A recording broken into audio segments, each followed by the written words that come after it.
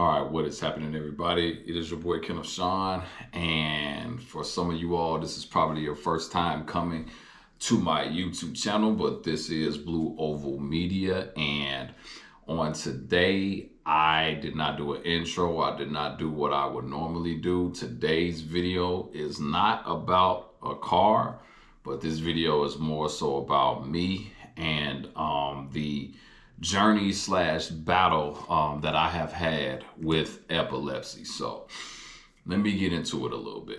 So let me make this clear. This video is not a video where I want anybody to feel bad or sad for me at all. This whole video is prayerfully going to bring hope to somebody else on today. That's the whole purpose of me doing this. And it's really more so me in my prayer time with God, just kind of sharing my journey of this thing that I've been going through to literally help somebody else. And so for some of you all that don't know, let me get into how I knew I had epilepsy and what epilepsy is for some of you all that may not know. So epilepsy is a condition where I don't know how to fully explain it, but bottom line, it's a condition that allows where I have seizures. And what is happening is that I have what's called a grand mal seizure. And what that grand mal seizure does, I have them, and it causes me to pretty much, I'm not conscious when I have them. I always have them when I'm asleep. And what happens is that I don't have the function of my body, and my body goes into a convulsion. And I found out, I knew that I had epilepsy back in 2014 was when I found out. I ended up having a seizure, and I remember waking up inside of a ambulance, and I went to a doctor, and they did CAT scans. And what they did with the CAT scans, what they found out was that I had a tumor on my brain right here, which is on the pituitary gland of my brain. And they told me that I would need to get surgery. And so in January of 2015, I ended up getting that surgery. After having a few seizures, I thought the two were attached, but they told me that those two situations are not attached to each other. So I ended up having brain surgery, and I was on a seizure medication. The medication, it worked, but the side effects of the medication were very, very tough at the time. And so stopped having the seizures, but still needed the surgery. After the surgery was over with, and I had a successful brain surgery, I didn't have to have a brain surgery where they cut inside of my head. They were actually able to remove the tumor by going through my nose. And they were able to remove that tumor. After that, I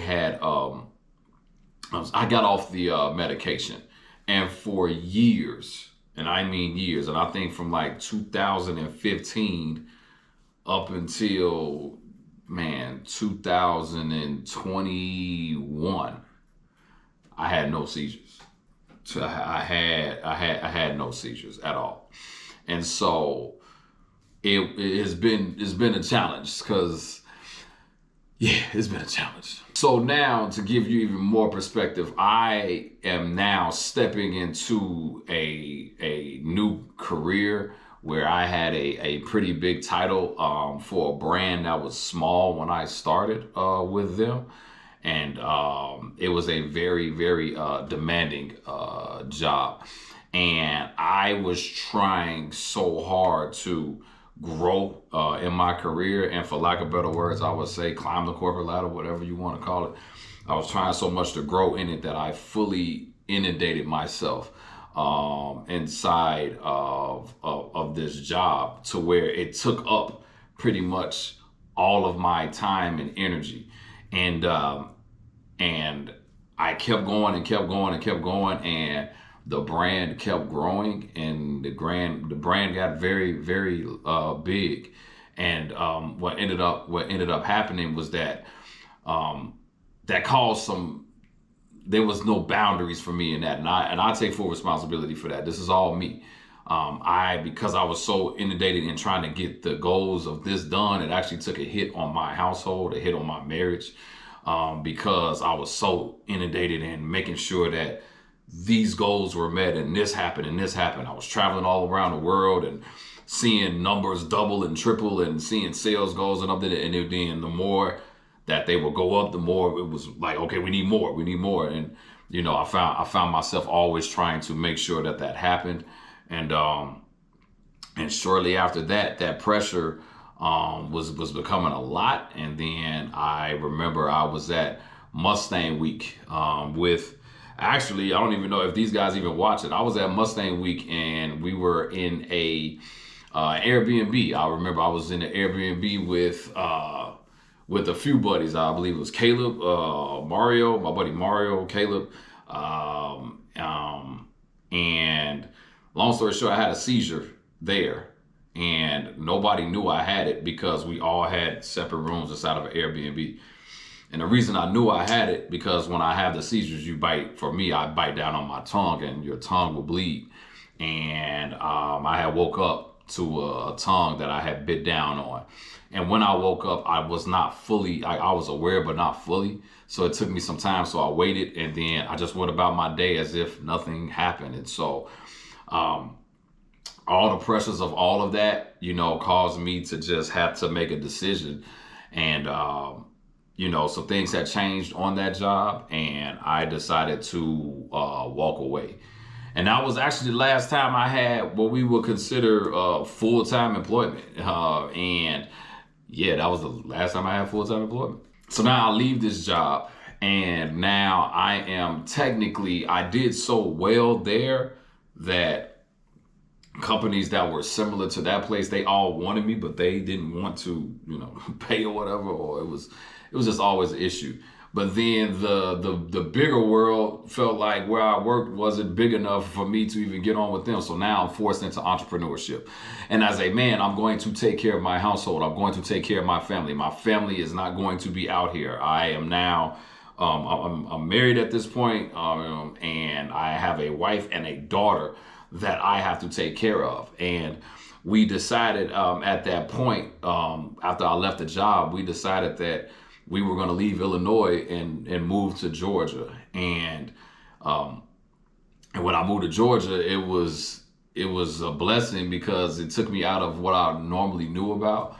But then also, I didn't have any support. I only have one cousin in Georgia. And outside of that, it's not like they live the closest to me.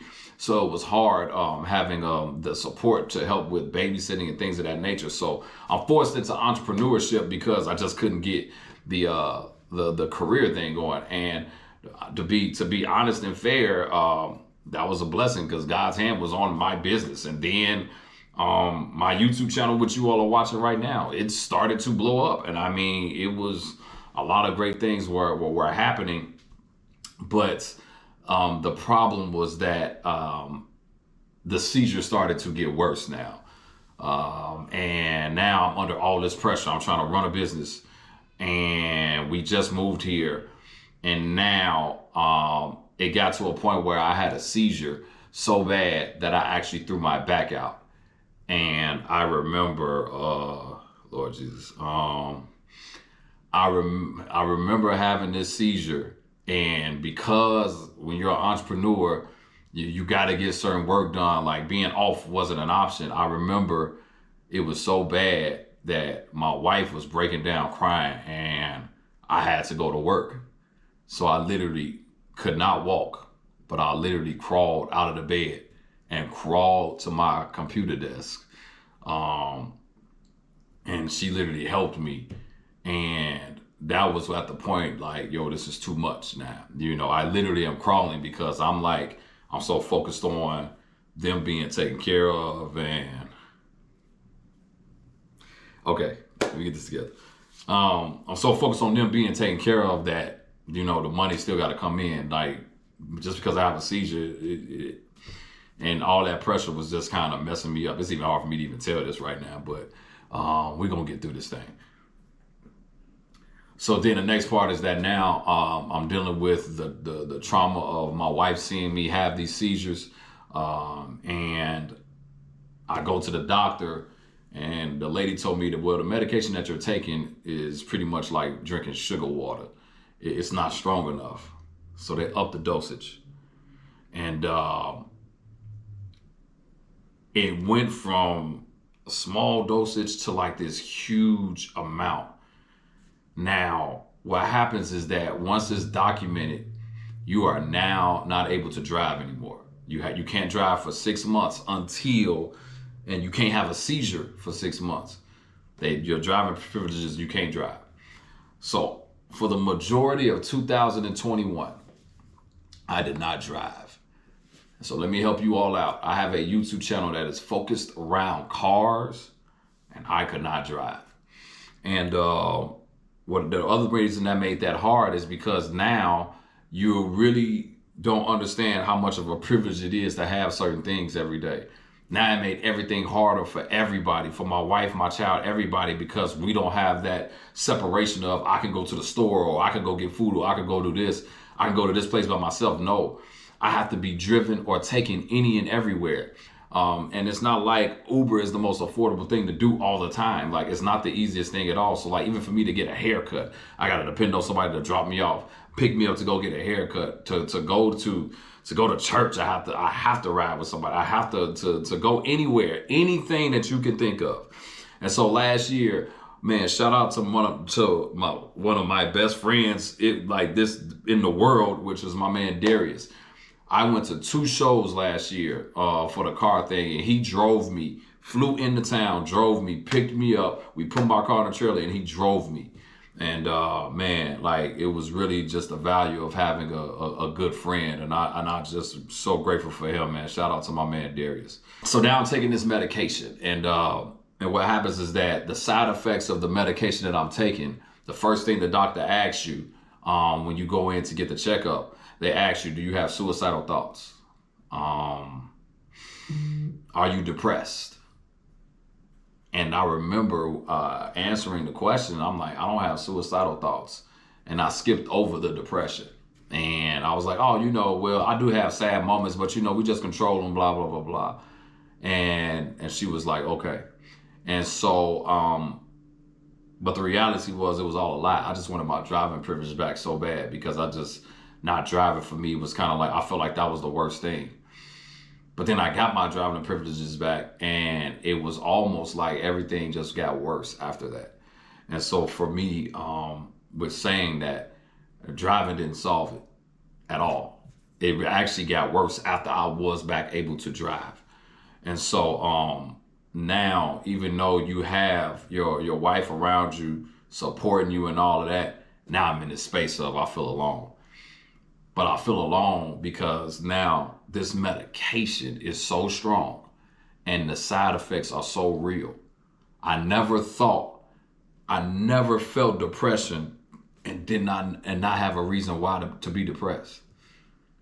This medication, I never felt the level of irritability that I ever felt before I started taking this medication. The medication is so strong that depression is always there. I have never cried as much as I have being on this medication. I have never been this sad in my life.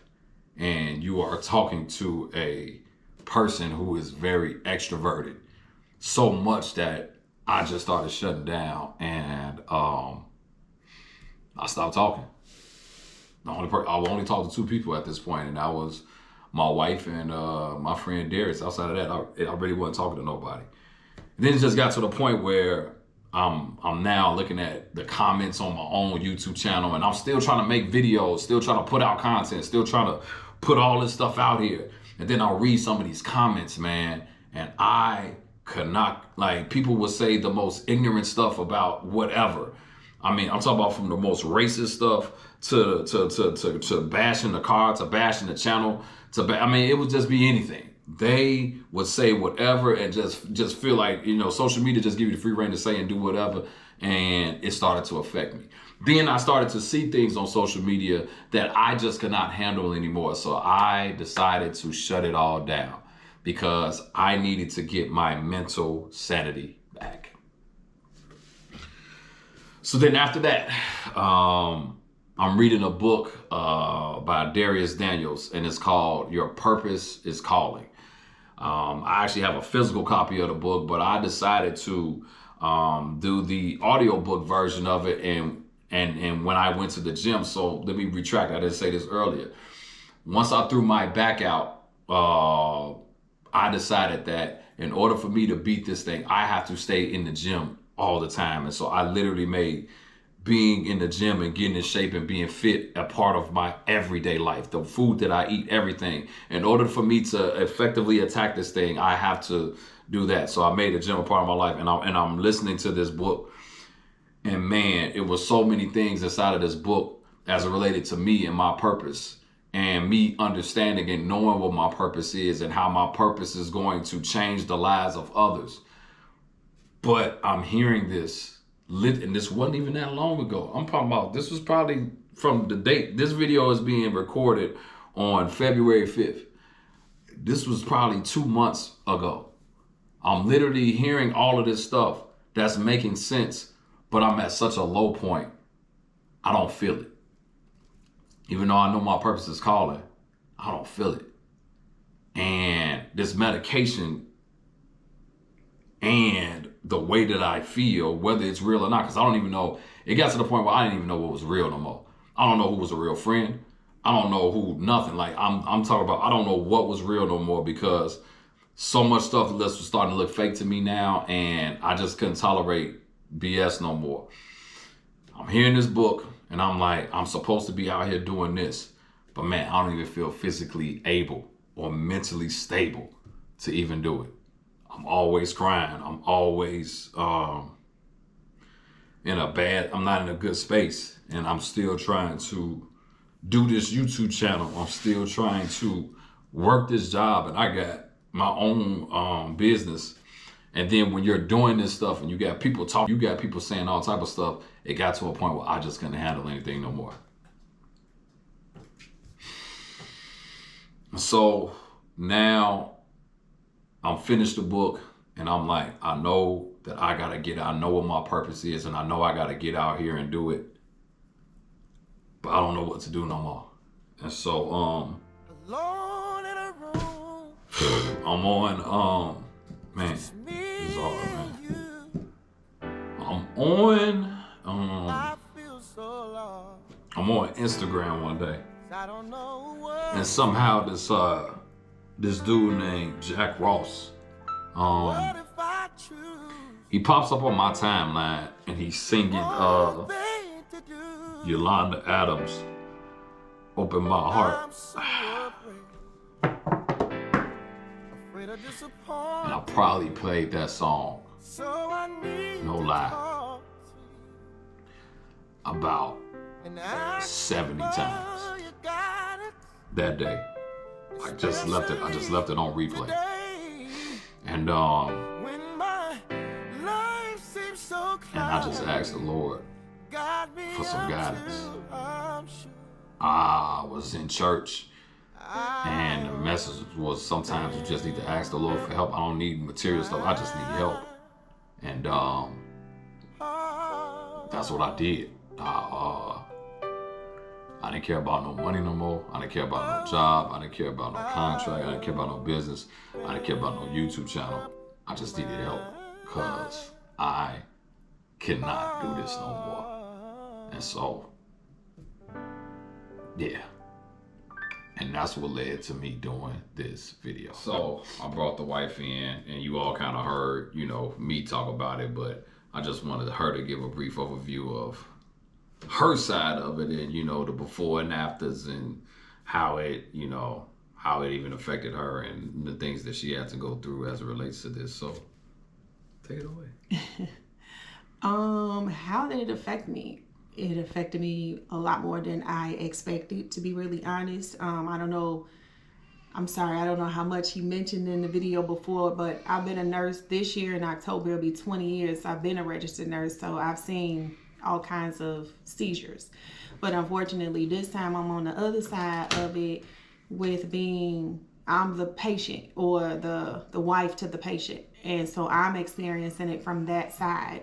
So with that being said, when we first realized the symptoms, like from waking up, like the sore tongue and stuff like that, I refused to believe that my husband was having seizures. I refused to believe, because I would not believe that he was healed from this for years, right? And this had not occurred. So I would not allow myself to believe that that is what was really happening, because then I would have to believe that what we believed he was healed from had returned. And so I refuse to believe it. I'm like, nope, the devil is a lie. The Lord won't do that. So that's a whole other thing. But then I remember it was the weekend after we came from Georgia, when we first said, yeah, we're moving to Georgia. And we had just like found this place that we were living in. We like, oh my gosh, it's happening, blah, blah, blah. And then one night we had just went to bed, and it was probably about 11 at night. And I just kind of turned over and looked over, and I saw his hands moving, and I knew what was happening. And I lost it, is all I have to say. I completely lost it. Like, my nerve stuff kicked in. I got him in recovery position and stuff of that nature. But like when he came to, your girl was not doing well. And I didn't do well mentally for a while, because it was more the spiritual part that made me not do well, because now I have to face the fact that something that I know God healed has now returned. And hey, all you super saints can say what you want to say. Oh, he'll heal it again. I believe that. But in the moment, it's hard to even consider that, because now it's back. So, I have my moment with the Lord. I'm gonna leave that there. And I'm beyond that part, so we can move past that. Now, the seizures themselves, what did that do? Like, now I'm living on the edge in my sleep. Like, I'm literally sleeping with my eyes open, because now I feel like, oh my gosh, did I miss something before? How did he have a seizure before and I was laying right next to him? And so now my sleep is interrupted, because I feel like I have to make sure he's safe and make sure I don't miss anything. And so long story short, we ended up seeing the doctor. He got some meds, and they calmed down for a little while, actually for 4 months. And within that time, the transition happened from Chicago to here. And lo and behold, I had just celebrated my birthday. Like, literally, it was February 7th. My birthday is February 7th. And we laid down, went to bed. We had just had an amazing conversation. I don't even know if you remember this, but we had just had the most amazing conversation. I had the most amazing birthday. My friends came from Chicago and surprised me and everything. And then laid down and went to sleep, and boom, first seizure here in Georgia. And I'm like devastated all over again, because I'm like, I can't, like, really, we again, I'm like, I thought we were beyond this, and I really feel like it just kind of picked up speed like a snowball at the top of a mountain. Like, them bad boys just started kicking in like a lot. And then, what would we say, April of last year, it was crazy. So long story short, that was hard, because we had to deal with it, and you were still trying to work. You threw your back out. Did you talk about all that already? All right, so I'm not going over.